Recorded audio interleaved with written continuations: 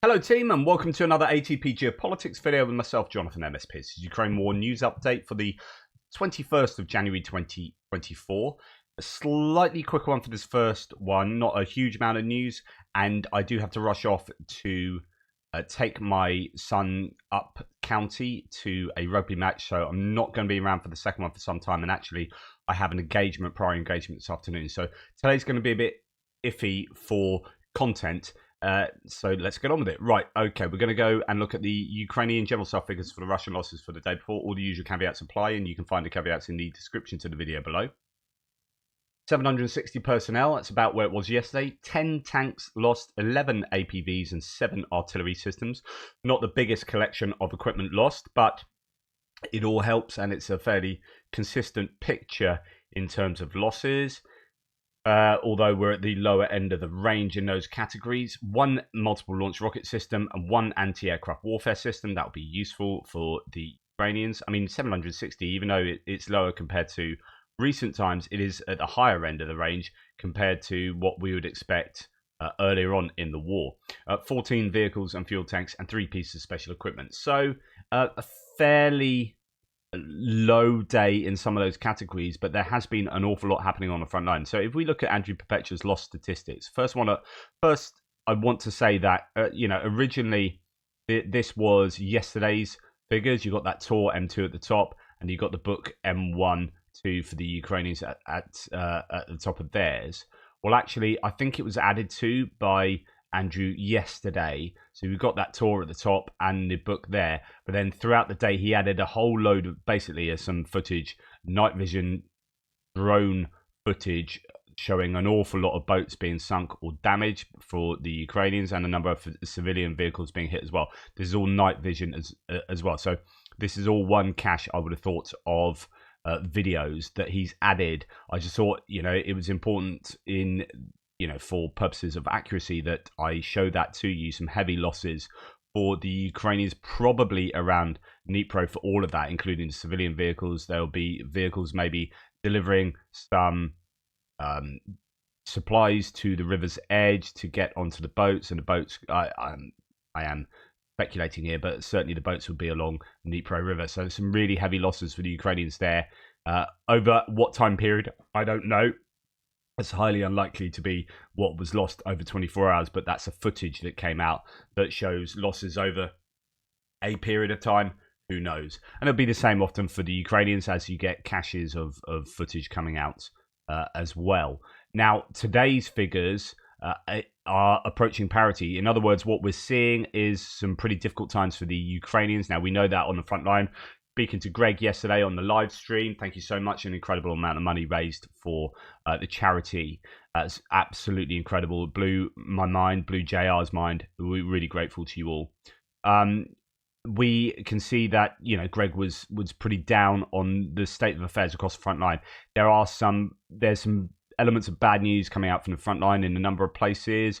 Uruzhany, there's been some movement. There's been some movement in the northeastern sector as well as around Bilohorivka. So the Russians are moving forward in a number of different places.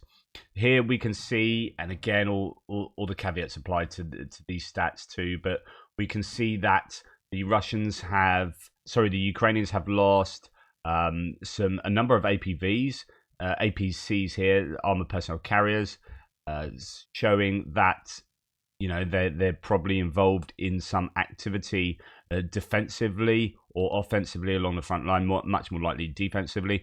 And a number of SUVs, cars have been blown up as well, meaning that their logistics will be somewhat affected by that.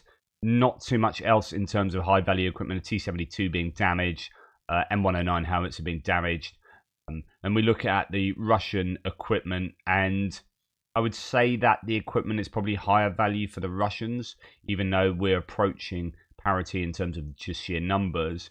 You've got 3 tanks there, T-80, T-72 and another one. One of them destroyed, 2 damaged. And then we've got some infantry fighting vehicles, a lot of them destroyed or abandoned. BMP-2s and 1s actually today, some 1s in there, and BMP-3. And then some other vehicles, AFE, and some trucks and civilian vehicles. So Much of a muchness, but probably a little bit more for the Ukrainians, Russians, especially since we have this stuff at the top. So leave the best till last here for the Ukrainians. So 2 air defense systems damaged, a Tor M2 and a Tor. And that Tor M2 is going to be on top of yesterday's Tor. So that's then, 3 air defense systems damaged in 2 days. Some electronic warfare pieces of kit, Artikul P and Psylocke. Some then comms and surveillance equipment, and a couple of radars, Farah PV portable radar, and an Istonok radar as well. I don't know the details of those. And then a couple of recovery vehicles, so ARV and a Brem 1, some kind of ARV, that's armored recovery vehicle. So I think the reality is that will be more of a loss for the Russians than for the Ukrainians. But Ukraine is still losing a little bit there. Oh, also multiple launch rocket system as well, a BM-21 Grad. So yeah, definitely prefer to be the Ukrainians with that list, but the Ukrainians losing quite a bit over the last 2 days, relatively speaking. Now, I'm not going to show you this, but this is some footage coming out of Russian incendiary ammunition being used on ground troops, Ukrainian troops at Krinky. I'm actually quite surprised. This is the first time I've seen this. I would have thought they would have used this incendiary ammunition many times before. And that leaves questions for me. I wondered, do they have a lack of that ammunition now? I mean, they've been using it fairly freely throughout the war. We saw it used an awful lot in Bakhmut, been used around Avdiivka as well. But actually, we haven't seen too much of it being used for some time. Doesn't mean it hasn't been used, but footage hasn't come out. And this, you would have thought, would be the absolutely sort of perfect munition to use in Krinky for the Russians. I mean, it's horrible, right? But in terms of flushing out Ukrainian defenders from places, you know exactly where they are. You can litter the skies above Krinky with this stuff. Why, if the Russians have used it quite freely previously, why have they not used it there? I think that's an interesting question. Right, the commander of the RF 95678. So that is the Il-22 that was damaged the other day. And we saw damage to the tail of the plane. And that's all that really came out from, remember, that's coming from Russian sources. So Russians have taken pictures of that and they found their way onto the internet. So are they trying to control the narrative? The idea was, oh, that was all right. It wasn't too badly damaged. And I was saying, well, if that's a damage to the tail, I wonder what's happened to the front of the plane. And I was saying, look, they called ambulances and they called fire crew. And very many of you were saying that's standard procedure. Whenever there's issues in the air, you call them in case there's issues when you land. So it doesn't mean anything. And absolutely sure.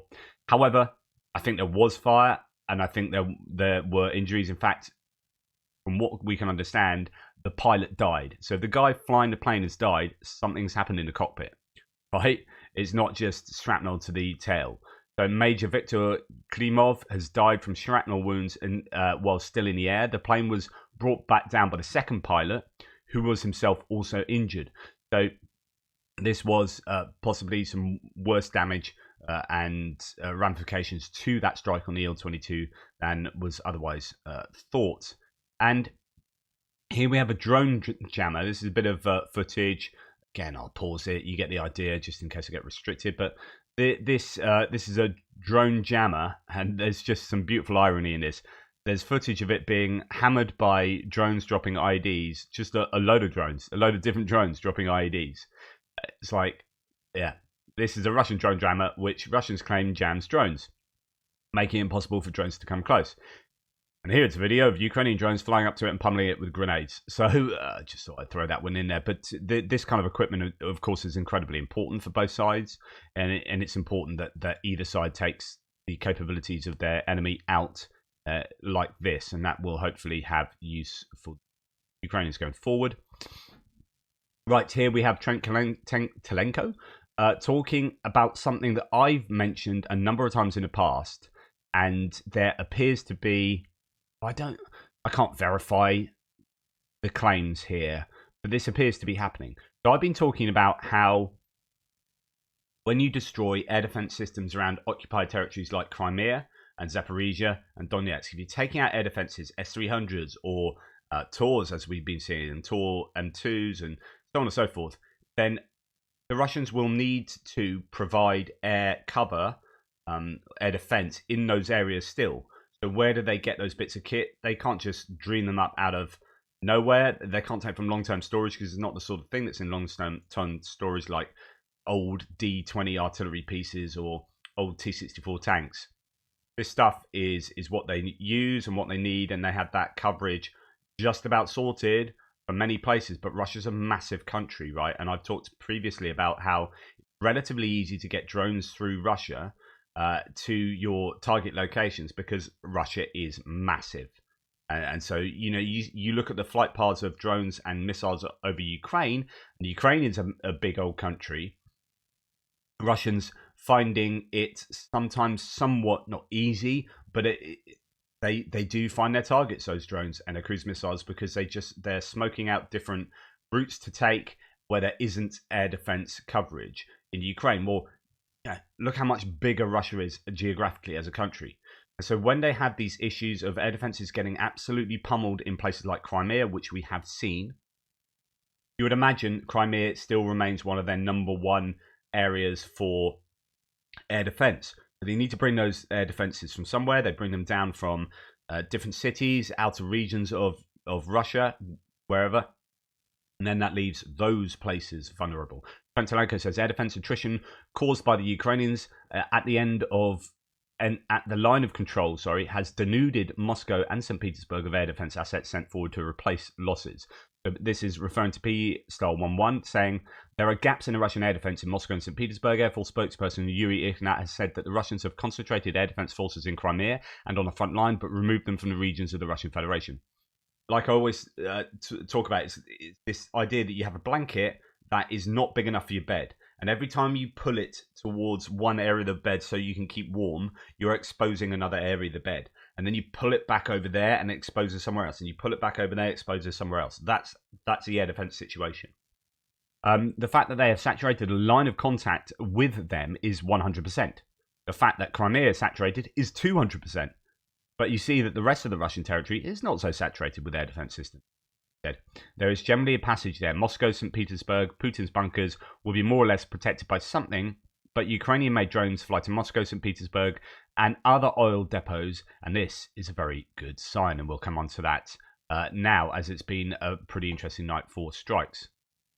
But worth also noting that there were no strikes from the Russians on the Ukrainians, as far as I can tell. I can't find any information on that, and as I have said over the last few days, when the Russians aren't striking with drones and missiles, and they would want to strike, what does that say? If they want to strike and they had the missiles and drones, I'm pretty sure they would strike. If they would, they could. They aren't, so they can't. I don't think they have the stockpiles necessary to do consistent strikes. Otherwise, we'd see them. It is reported that that said, the Ukrainians are striking, but they aren't striking with a huge wave of munitions. These are often just several drones hitting key strategic targets, but they are doing a pretty good job. It's reported that the Russian cities of Oryol, Smolensk, and Tula had drones attacking them last night inside Russia, and there's footage coming out. Tula was under attack, explosions caught on CCTV and whatnot, and that's a pretty significant explosion. It seems that one of the targets is a factory where the Pantsir system is produced, among other vehicles. It's ironic if the Pantsir factory is destroyed by a drone, seeing that it is an air defense system that seeks to take out drones. At the same time, there are also reports of drone attacks in Smolensk and Oryol, in addition to Tula. Given the video, I'm fairly confident that the Tula attack has reached its target, and so on and so forth. Tula's been hit 7 times so far, according to reports last night, and that was 9 hours ago, so hey, it could have been hit more than that. The Russian air defense is either extinct or drunk, or frozen without heating. So yeah, the Ukrainians are hitting with drones. I mean, 7 drones at least on Tula is interesting, is good, but it's not like the wave of drones we've seen in attacking Ukraine from the Russians when they have a lot of drones. But we're starting to see a ramping up of Ukrainian capability and capacity as their indigenous manufacturing industry for munitions itself ramps up. So then video footage and CCTV of Smolensk being hit. So lots of stuff happening. Now, the big one was this port plant, this Novatek port plant in the Leningrad region of Russia. So residents at Ust-Luga village, Leningrad region, report loud explosions near the oil terminal of the sea trade port at night. That's more than 850 kilometers from the front line. And there's some significant footage coming out of there of lots of smoke, as you can see. And this could be another example of an oil terminal. Actually, it seems like it's a gas terminal, as far as I understand it. And it's the second biggest gas terminal of Russia. This is hugely significant. Ukrainian drones successfully attacked the oil terminal of the sea trade port in the village of Ust-Luga, Leningrad region, near St. Petersburg. There's also a report of that the coal terminal is also on fire. Ust-Luga is one of the main export ports. The other ones are Primorsk and Novorossiysk in the Black Sea. There are no losses. Quote, there are no reported casualties as a result of the fire at Novatek's terminal in the port of Ust-Luga. The staff were evacuated. A high alert regime has been introduced in the Kingisepp district. According to the governor, no oil export revenues, says Peace Star 11. The Ust-Luga complex processes stable gas condensate into light and heavy naphtha, jet fuel, ship fuel, component fuel, oil, and gas, and enables us to ship the value-added petroleum products to international markets. Now, there's some interesting commentary that I've seen on this that stated that previously the Ukrainians have been restricted from striking big export infrastructure because that may well affect global markets. And I think the Americans might be saying, no, don't do that. But since the American aid packages have been thin on the ground, it could be that Ukraine is flexing its muscles here a little bit. And as you can see from the footage, there's some pretty significant fires and explosions going on there. So residents of the Ust-Luga village. Oh yeah, no, I've said that. That's just Max saying the same thing. So just some more footage that you can see, large-scale fires there. Now, this is what it would look like, the Novatek terminal, Russia's second largest natural gas terminal. Or there were reports of drones exploding preceding the fires there. So I think that's pretty significant. Now, Tim White's take on this, he says, I'll make a number of deductions on this attack. Local head says that the fire at the terminal followed two explosions. It was clearly drones, but authorities have yet to admit this. There's something far more worrying for Russia. He says, Russia's MOD local authorities did not acknowledge or warn about drones in the region. There were no sirens, no anti-aircraft fire. And for the second time this week, the region around St. Petersburg was very easily hit by Ukraine's drones. The questions are how and why. And we go back to what Yuri Ihnat said and what I talked about at the beginning here, which is they've pulled those air defense systems from these areas. And we know that they did this at the beginning of the war. I reported, goodness me, it must have been over a year ago, I'm sure now, a year and a half ago, that they were pulling some of the big like S-300s down, or maybe S-400s down from St. Petersburg. And there was I remember an image of where like a whole bunch of them were positioned, and they took a number of those away, leaving only a skeleton number of these quality air defense pieces that obviously need to be positioned around St. Petersburg because it's your second city of Russia. That happened way back when, and since then, the Russians have lost huge numbers of air defense systems. So that would only be accentuated now. Right, moving on to other bits and pieces. Russian electricity blackout in Krasina Street in downtown Moscow near the Patriarch's Ponds.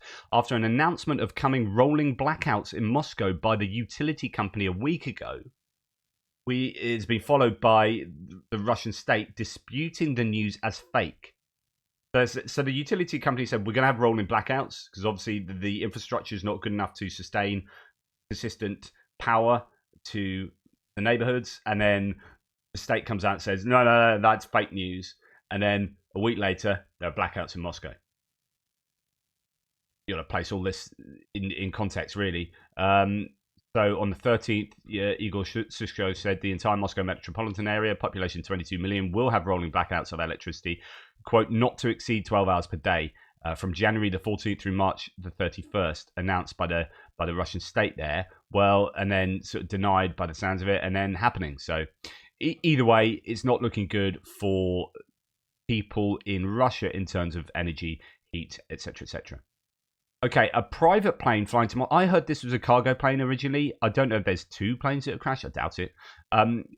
But this is over Afghanistan. A private plane flying to Moscow from India has crashed. Apparently, it's a Gazprom plane, Falcon 10B passenger jet belonging to Gazprom. I think it has 6 passengers. I'm not sure.